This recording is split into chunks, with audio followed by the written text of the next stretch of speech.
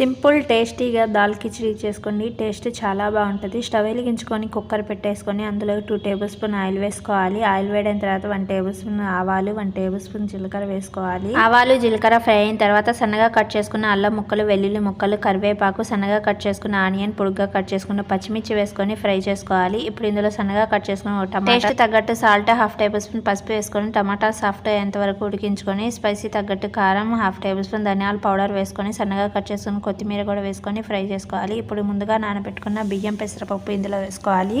1 cup బియ్యంకి 1/2 cup పెసరపప్పు తీసుకున్నానండి. శుభ్రంగా వాష్ చేసుకొని 1/2 అవర్ నానబెట్టుకున్నాను. ఇప్పుడు ఇందులోకి 3 గ్లాస్ వాటర్ వేసుకొని కుక్కర్ మూత పెట్టేసుకొని 3 విజిల్స్ రానివ్వాలండి. స్టవ్ ఆఫ్ చేసుకొని పూర్తిగా ఆవిరిపోయేంత వరకు పక్కన పెట్టేసుకోవాలి. ఆవిరిపోయిన తర్వాత మూత తీసుకొని వేడివేడి దాల్ కిచిడి సర్వ్ చేసుకోవడమే. దాల్ కిచిడి కాంబినేషన్ పెప్పర్ రసం అయితే ప్రిపేర్ చేశానండి. ఆల్రెడీ అప్లోడ్ చేశాను, వెళ్ళి చూసేయండి. వీడియో నచ్చితే సబ్స్క్రైబ్ చేసుకోండి, లైక్ చేయండి, షేర్ చేయండి.